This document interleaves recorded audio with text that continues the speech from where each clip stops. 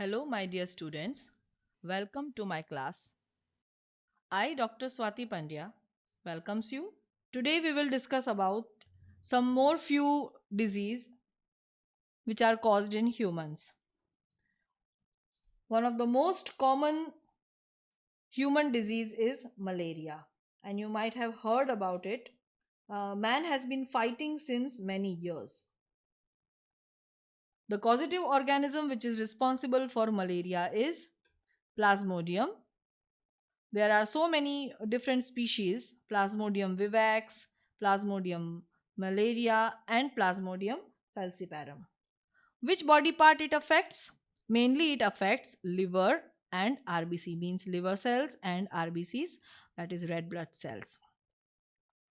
So, before going to see the detail of malaria, let us see how the Plasmodium it runs its life cycle. What is the life cycle of Plasmodium? Plasmodium, first of all, enters the human body part as sporozoite. Sporozoite is an infectious form of Plasmodium, and through the bite of female Anopheles mosquito. We all know that. The parasites initially multiply within the liver cells and then attack the RBCs. And then, after RBCs, they will rupture or they will burst. So this ruptured RBCs is associated with release of toxic substance, and this toxic substance is known as hemozoin. This is responsible for chill and high fever reoccurring every 3 to 4 days.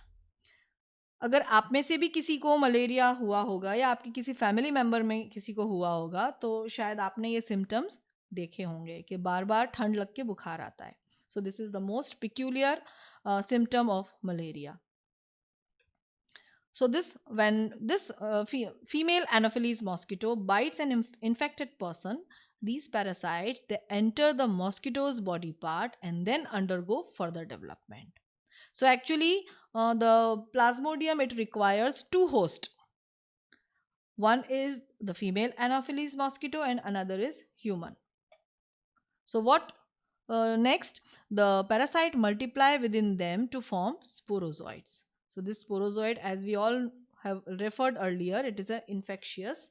Um, uh, it is infectious part, or it is infectious form, rather we can call it, that are stored in their salivary glands.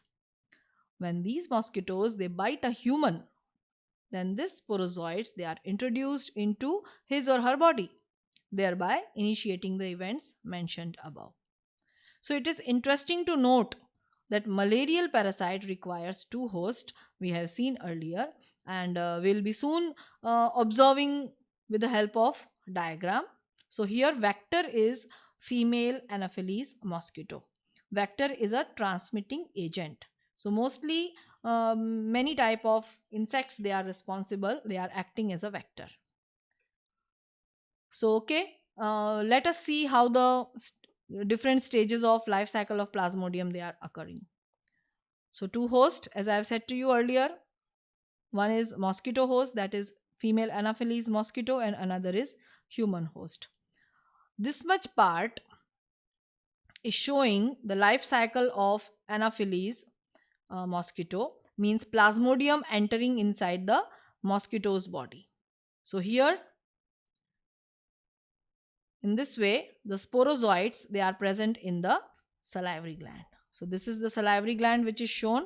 Whenever this infected um, whenever this is infected mosquito it bites a healthy person, this is healthy person, so it is biting here, then these sporozoites which are found here, these sporozoites they reach the liver cells through blood. So this is showing liver. Then after it enters into the blood cells, and here you can see the parasites by asexual reproduction they enter here, and even after that the bursting of the RBCs it occur, and in this way they spread. So this is the sexual stage. Again it can enter to the next mosquito, which bites this infected person. So in this way, this life cycle it runs. Now next disease is amoebiasis. It is also known as amoebic dysentery, and the causative organism is ant amoeba histolytica. It is one of the protozoan. Even the plasmodium was a protozoan. The body part which is affected, that is large intestine. Then how it is spread? The houseflies they act as a mechanical carrier and serve to transmit the parasite from fecus of infected person with the help of food or food products which are contaminated. Even the drinking water and food contamination done by the fecal matter, they will be also the main source of infection. See the symptoms. Symptoms are constipation, as this disease is related to intestine, so constipation occurs. Sometimes the pain it is felt in abdominal part or lower abdominal part. Then cramps they occur, stool with the excess mucus it can be excreted sometimes, and even the blood clots they come. So these are some of the symptoms. Next disease is ascariasis. Ascariasis is a word concerned with the causative organism name, which is a roundworm known as Ascaris. So this is the scientific name which I have highlighted in blue, even it is written in italics. The body part which is affected in human, that is intestine again. How it is spread? The eggs of the parasites they are excreted along with the fecus of infected person which contaminate through soil, water or plants, etc. Even the healthy person acquires this infection through contamination of water, vegetables, fruits, etc. So hygiene is must. Which type of symptoms are observed?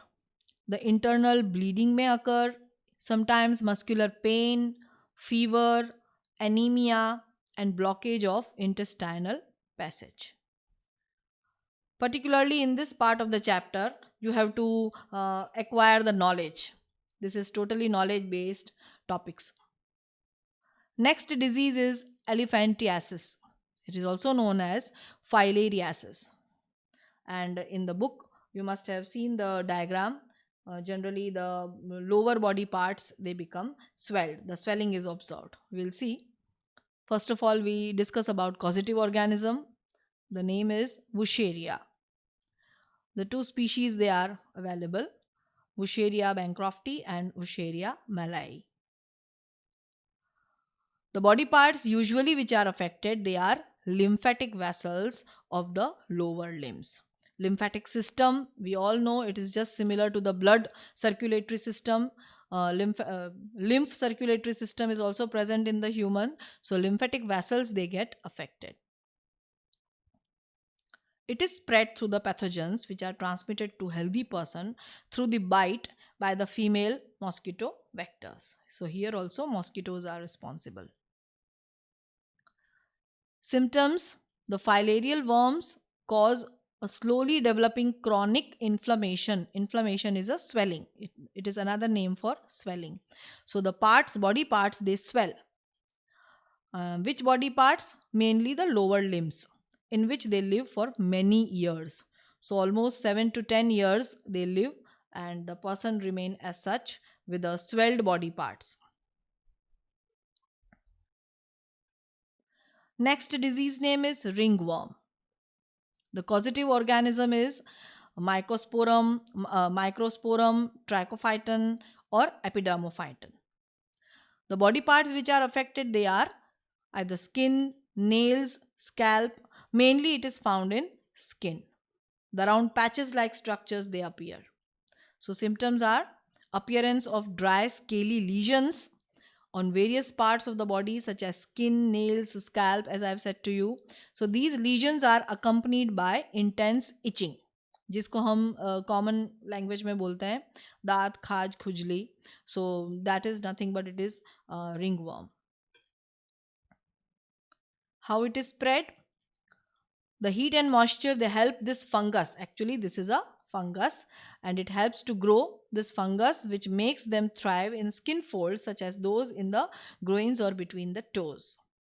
So, ringworms are generally acquired from soil or by using towels, clothes, or even the comb of infected individuals. So, these personalized things, no need to share these personalized things. So, we must keep in mind this type of hygienic condition. Now, let us discuss about some prevention and control measures. Firstly, the measures for personal hygiene include keeping the body clean, consumption of clean drinking water, food, vegetables, fruits, etc. Publicly, also, we have to keep certain hygienic conditions like proper disposal of waste and excreta, then periodic cleaning and disinfecting the water reservoirs or pools or cesspools, tanks, and observing standard practice of hygiene in public catering. This can be achieved by avoiding stagnation of water. जब कोई भी पानी एक जगह इकट्ठा होने लगता है उसको हम बोलते हैं stagnation of water. So we can avoid these things. Sometimes in nearby the residential area, the stagnation of water that is observed, particularly in monsoon season.